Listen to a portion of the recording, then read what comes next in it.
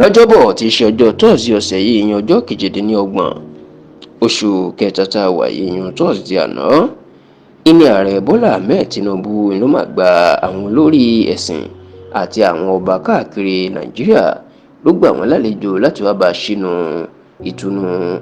a ṣínú ààwẹ̀ Ramadan àwọn mùsùlùmí tó ń lọ lọ́wọ́ èyí tí wọ́n máa ń pè ní iftar. Ẹ rántí pé ó ti di àṣà àwọn ààrẹ pé bí ààwẹ̀ Ramadan àwọn mùsùlùmí tó bá ti ń lọ níṣe ni wọn yóò máa pe àwọn gbajúmọ̀ èèyàn lórílẹ̀‐èdè àti àwọn ẹgbẹ́ ńláńlá láti wá bá ààrẹ ṣínú ní ìrọ̀lẹ́ tó sì jẹ́ pé ààrẹ ti ń gboríṣiríṣi àwọn èèyàn látòrí àwọn gómìnà àwọn aṣòfin l'Àbújá àtàwọn èèyàn pàtàkì lálejò nílé ìjọba l'Àbújá láti bá a ṣínú.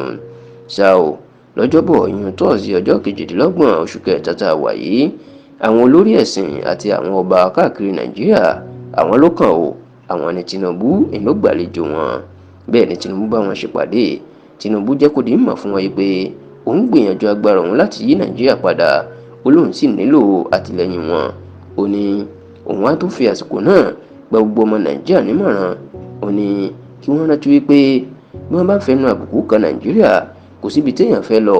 Tinubu ní ilẹ̀ Yorùbá òwe kan wà tó gbajúmọ̀ olóògbé náà ní ọmọ ẹ̀yìn kì í ṣèdí bẹ̀bẹ̀rẹ̀ káfílẹ̀kẹ̀ sọ́mbòdì sídìí ọmọ ẹlòmíín. Ó ní káwọn ọmọ Nàìjíríà rántí wípé Nàìjíríà yìí àwọn làwọn ní o bó bá sì bàjẹ́ kò síbi tí àwọn lọ. Ó ní bí wọ́n bá kórìíra olórí kan ìyẹn ò túmọ̀ sí pé kán máa gbàdúrà òdì fún Nàìjíríà nítorí pé Nàìjíríà yóò máa wà títí ayé lọ ni.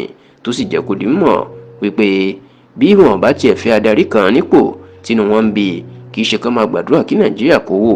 Ó yẹ kí wọ́n máa dúró de àsìkò ètò ìdìbò míì láti dìbò yọ irú olórí bẹ́ẹ̀ náà dànù ni. Nígbà tó ń sọ̀rọ̀ Ọọ̀ni Ilé-Ifẹ̀ tó jẹ́ alága ẹgbẹ́ lọ́balọ́ba lórílẹ̀‐èdè yìí pẹ̀lú Sultan Sokoto tọ́jọ́ jẹ́ alága gbogbo lọ́balọ́ba Nàìjíríà ó jẹ́ kó di mímọ̀ o. Ó ní ọlọ́lá jùlọ a ò lè dá yín dá bùkátà Nàìjíríà àti akitiyan yín o.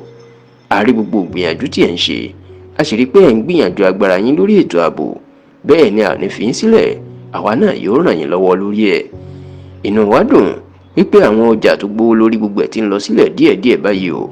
Àwa fi ń dá yín lójú wípé a máa fọwọ́sowọ́pọ̀ pẹ̀lú yín láti lè jẹ́ kí orílẹ̀-èdè kó yí padà sí dáadáa.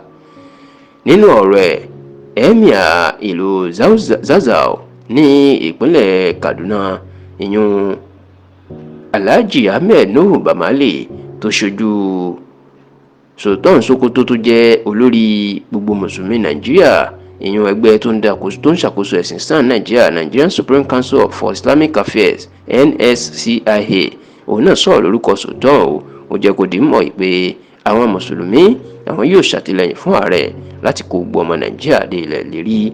Ọ̀rọ̀ kò yọ àwọn kìrìsìtẹ́nì náà sílẹ̀ o torí pé àwọn náà wà níbẹ̀ nígbà tó ń gbẹnu ààrẹ ẹgbẹ́ àwọn kìrìsìtẹ́nì Christian Association of Nigeria ẹni ọ̀wọ̀ Daniel Okoh tí kò sí níbi ìpàdé náà.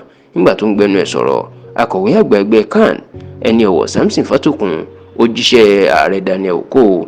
Ó ní inú àwọn dùn sí gbogbo ìgbésẹ̀ tí Tinubu ń gbé gbogbo àwọn kìrìsìtẹ́nì pátápátá ni wọ́n sì wà lẹ́yìn ẹ̀ tí wọ́n ń ṣàdúrà fún pé àṣeyọrí tí alákànṣepọ̀ ènìyàn yóò ṣe ní ìṣàkóso Nàìjíríà tó ti dáwọ́lé yìí.